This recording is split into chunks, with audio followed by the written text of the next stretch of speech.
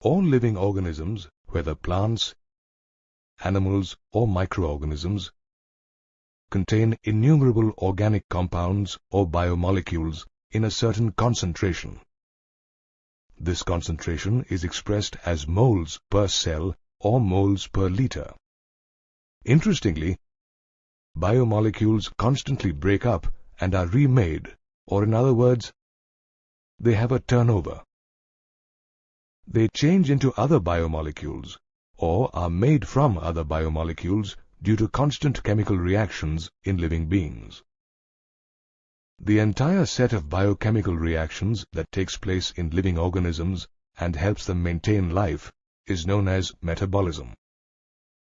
Metabolism is important to living beings to maintain their structures, growth and reproduction, and helps them respond to their environments. However, metabolic reactions lead to the transformation of biomolecules. For example, the decarboxylation of histidine gives histamine. Similarly, the hydrolysis of a glycosidic bond in sucrose yields glucose and fructose. Most of these reactions do not occur in isolation and are usually linked to other reactions. In fact, the series of linked chemical reactions that transforms biomolecules is called metabolic pathways. These pathways take a specific path and include specific biomolecules. They can be either linear, as in the process of glycolysis, or circular, as in the Krebs cycle. Metabolic pathways can be divided into two categories: anabolic pathways and catabolic pathways. Anabolic or biosynthetic pathways lead to more complex structures from a simple one. For example, the process of glycogenesis, which involves the biosynthesis of glycogen from glucose. In other words, glucose molecules are added to chains of glycogen for storage. On the other hand, catabolic pathways lead to a simple structure from a complex one. They involve degradation and also lead to a release of energy. For example, the process of glycogenolysis, which leads to the breakdown of glycogen to glucose. The energy released during degradation is trapped by living organisms and stored as chemical bonds. Later, this bond energy is utilized for biosynthetic, osmotic, and mechanical work whenever the need arises. The most important biomolecule that contains energy in its chemical bonds is adenosine triphosphate, or ATP. When bonds of ATP break, a lot of energy is released. ATP also transports chemical energy within cells for metabolism.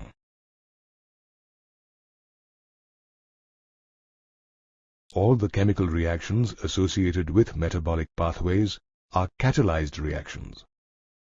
Metabolic pathways can be compared to automobile traffic, where they have traffic junctions when they meet and cross each other.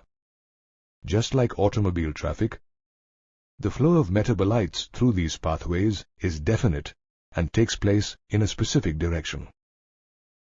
This flow of metabolites is also called the dynamic state of body constituents. As you have studied, thousands of metabolites or biomolecules are present in living organisms. Each of these biomolecules has a definite concentration. For example, the blood concentration of glucose in a normal healthy individual is 4.5 to 5.0 millimolars, while that of hormones is measured in nanograms and milliliters. Moreover, these biomolecules are constantly a part of the metabolic process. Any chemical or physical process moves naturally to equilibrium. However, systems at equilibrium cannot perform work. Therefore, the living state is a steady state or a non-equilibrium state, which is essential for living organisms to be able to work constantly. The living state or non-equilibrium state is attained by energy input through metabolism. Hence, metabolism and the living state are synonymous, and one cannot exist in the absence of the other. Did you know that cheese is produced with the help of rennet, which is a natural complex of many enzymes? Enzymes act as biological catalysts in a living system and change the rate of reactions without themselves getting altered. While most enzymes are proteins, some nucleic acids also behave like enzymes. These nucleic acids are called ribozymes. Just as with proteins, enzymes have a primary, secondary, and tertiary structure. While the primary structure is an amino acid sequence, the tertiary structure folds and crisscrosses on itself, creating many crevices or pockets. One of these pockets is called the active site. A substrate fits into this active site of the enzyme and enables it to catalyze reactions at a high rate. While enzymes catalyze chemical reactions, they are very different from inorganic catalysts.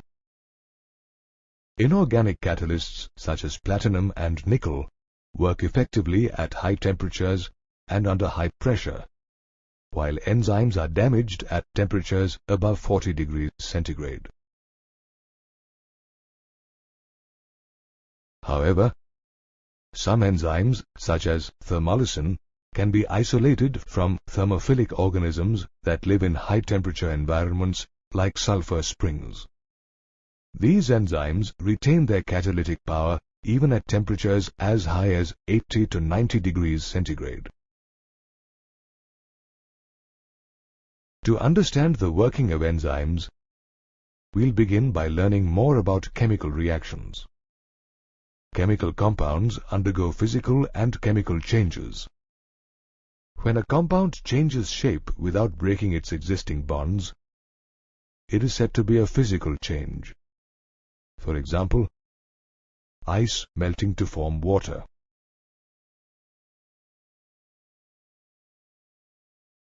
On the other hand, when the bonds in a compound are broken and new bonds are formed during transformation, it is called a chemical reaction. The rate of a reaction is defined as the amount of a product formed per unit time. It can be expressed as delta P upon delta T. Various factors such as temperature and pressure influence the rate of reaction.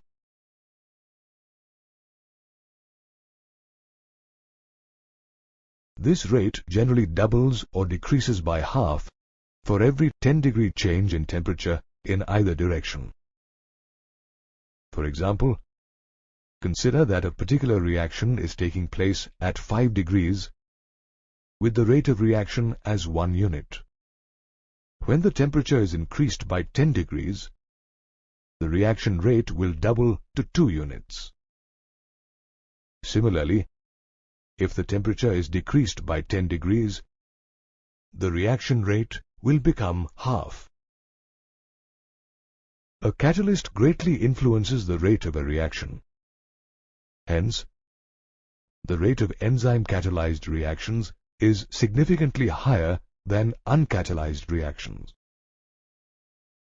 Consider the example of a reaction where carbon dioxide and water react to form carbonic acid. In the absence of any enzyme, 200 molecules of carbonic acid are formed in an hour. However, when the enzyme carbonic anhydrase is used, 600,000 molecules of carbonic acid are formed every second. Hence, the carbonic anhydrase enzyme accelerates the reaction 10 million times. There are numerous types of enzymes, and each of them catalyzes a unique chemical and metabolic reaction. There are also multi-step reactions, where each step is catalyzed by a single or multiple enzymes. For example, glucose is converted into pyruvic acid through 10 different enzyme-catalyzed metabolic reactions. Pyruvic acid yields different types of end products during various pathways. During aerobic respiration, it forms acetyl-CoA and carbon dioxide in the presence of the pyruvate dehydrogenase enzyme. While during anaerobic respiration in the muscles, in the presence of the enzyme lactate dehydrogenase, pyruvic acid leads to the formation of lactic acid. On anaerobic respiration in yeast, the same pyruvic acid leads to alcoholic fermentation in the presence of the enzyme pyruvic decarboxylase. Therefore, metabolic pathways catalyzed by enzymes yield different types of metabolic end products under different conditions. Enzymes are three-dimensional protein structures with an active site. They convert a chemical or a substrate, denoted as S, into a product or P. One or more products can be formed from a single or many substrates. Enzymes help in catalyzing the reactions, but they do not participate in the reaction themselves. In other words, at the end of any reaction, the enzyme remains unaltered and is ready to be used by another molecule. The multi-step reaction mechanism involving enzymes as catalysts is called the catalytic cycle. We shall now study the steps in this cycle. First, the substrate S binds to the active site of the enzyme and fits itself inside a given cleft or pocket.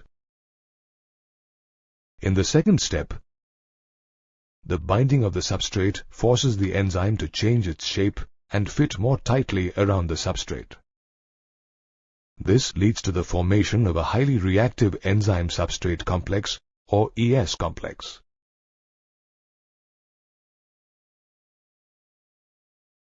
This complex is short-lived due to its instability, but it is extremely important for catalysis. These temporarily formed complexes are also known as transition state structures. In the third step, the active site of the enzyme breaks or forms chemical bonds, and a new enzyme product complex, or EP complex, is formed. This EP complex is also unstable. Finally, in the fourth step, the structure of the substrate is transformed into the structure of the products. During the enzyme action, there can be many temporary, unstable structural states between the stable substrate and the product. For example, ES and EP complexes. These states are also known as altered structural states. Stability refers to the energy status of the molecule or the structure. In other words, stable structures can exist in nature without any uptake or release of energy. For example, S and P have a low energy status and are stable, whereas ES and EP complexes with a high energy status are unstable.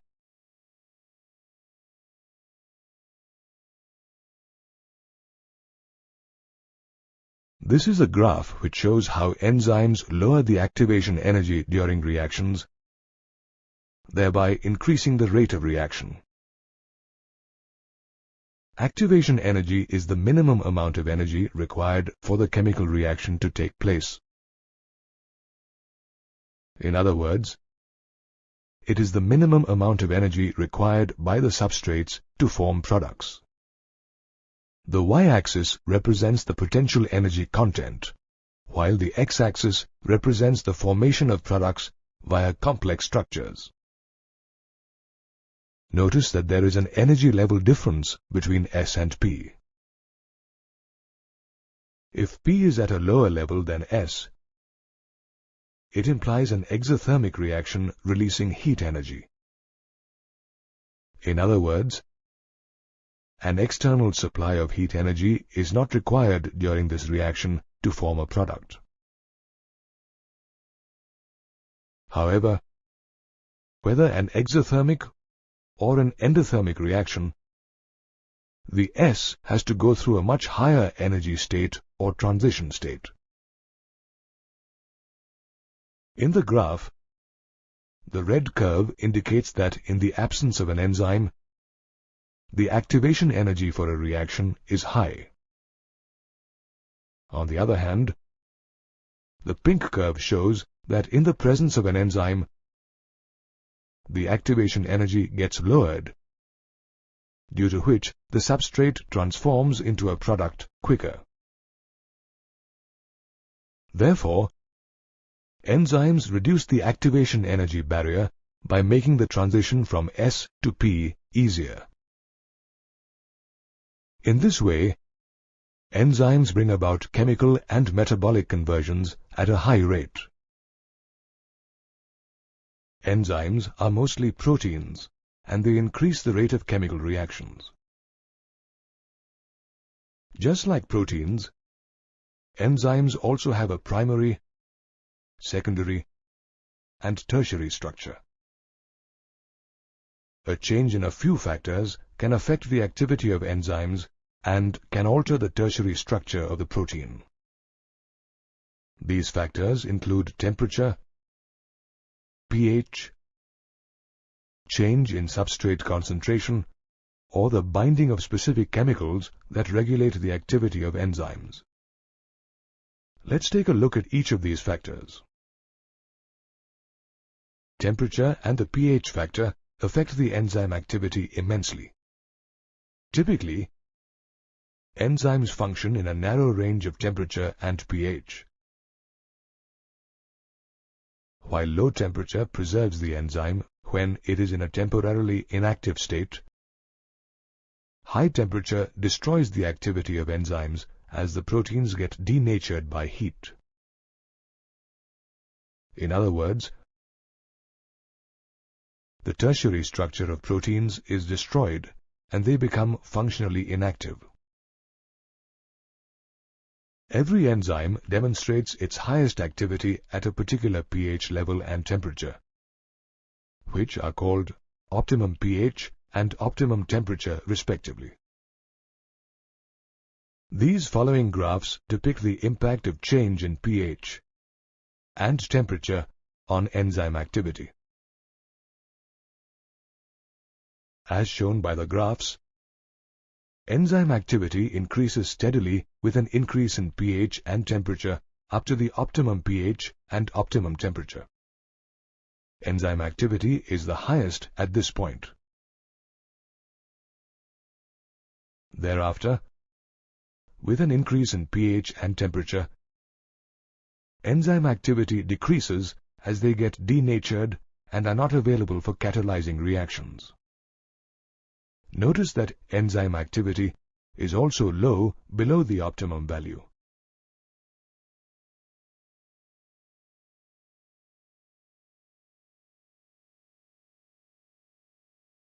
Change in substrate concentration is the second factor impacting enzymatic activity. Here's a graph which shows enzyme velocity at many different concentrations of substrate.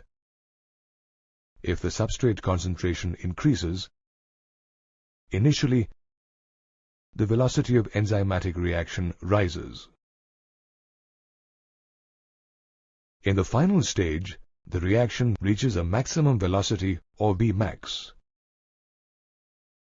This velocity does not rise any further, even if there is an increase in the concentration of the substrate.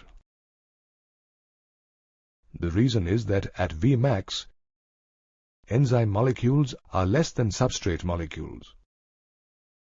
After the saturation of these molecules, there are no free enzyme molecules that can bind with the extra substrate molecules.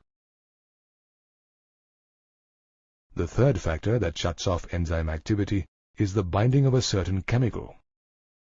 This process is called inhibition, and the chemical that induces it is called an inhibitor.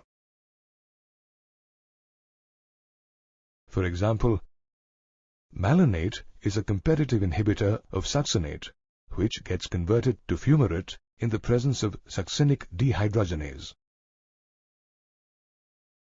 Sometimes the molecular structure of the inhibitor closely resembles that of a substrate.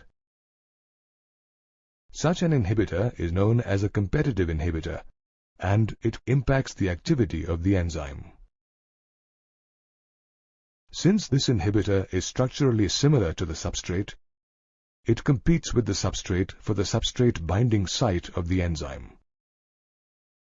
As a result, the substrate cannot bind and enzyme action is reduced. For example, penicillin binds at the active site and inhibits the transpeptidase enzyme that cross-links the peptidoglycan strand to form the bacterial cell wall. This competitive inhibition is used to control bacterial pathogens.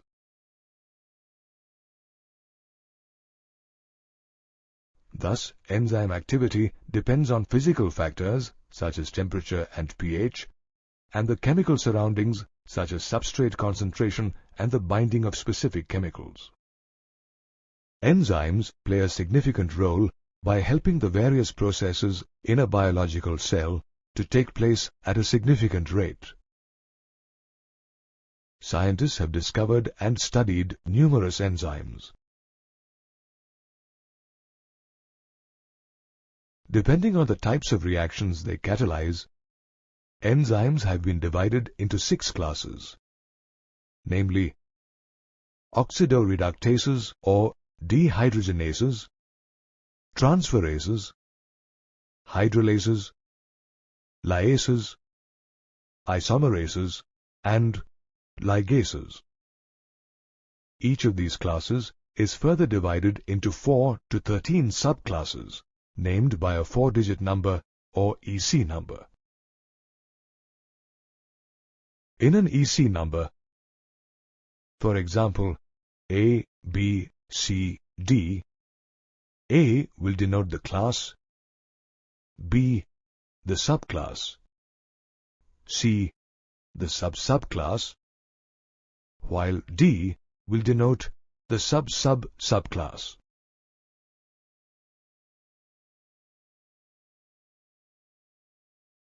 Oxidoreductases or dehydrogenases are enzymes that catalyze the transfer of electrons and hydrogen ions from one molecule, called the reductant, to another molecule or the oxidant.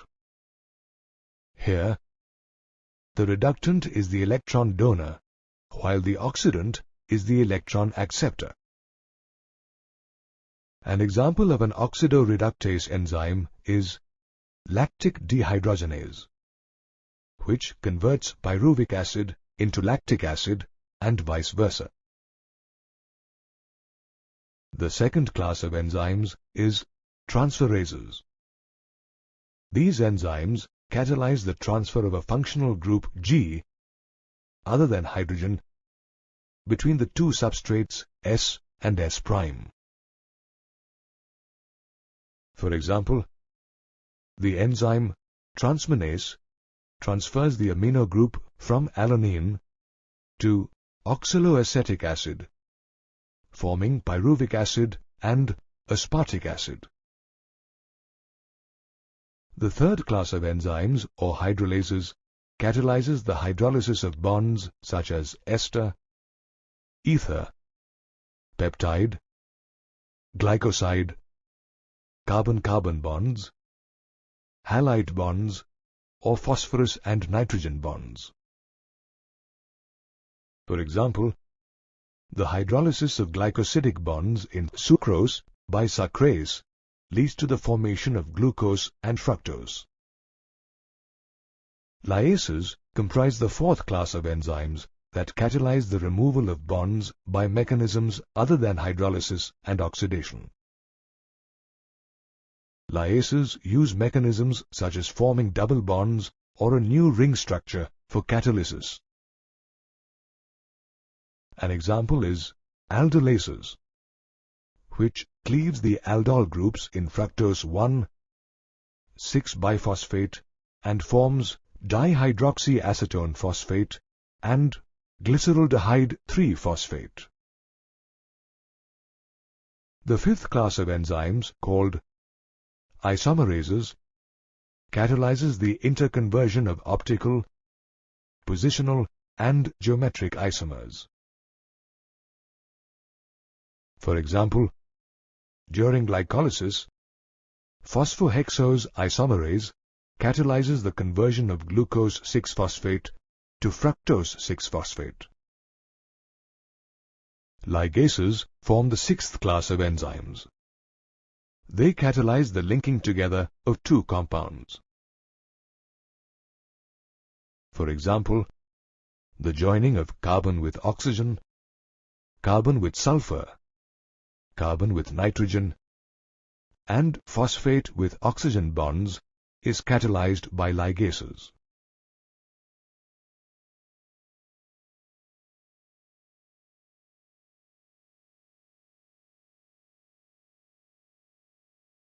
As you know, enzymes are three-dimensional protein structures joined by polypeptide chains. However, sometimes non-protein chemical compounds also bind to the enzyme and make it catalytically active. These chemical compounds are called cofactors, while the protein part of such enzymes is known as apoenzyme. There are three kinds of cofactors: prosthetic groups, coenzymes, and metal ions. Prosthetic groups are organic compounds that are tightly bound to the apoenzyme. For example, in the enzyme complex succinate dehydrogenase, FAD of flavin-adenine is a prosthetic group that oxidizes succinate to fumarate in the 8th step of the citric acid cycle. Coenzymes are also organic compounds which get bound to apoenzymes for a brief period during catalysis. In fact, coenzymes act as cofactors in a number of different enzymatic reactions. Common examples of coenzymes are NAD or nicotinamide, adenine, dinucleotide, and coenzyme A. The third type of cofactors is metal ions. They are required by enzymes to form coordination bonds with side chains at the active site and one or more coordination bond with the substrate. For example, magnesium is a cofactor for glucose 6-phosphatase and manganese is a cofactor for arginase. Some commonly occurring metal ions are cobalt, manganese, zinc, and copper.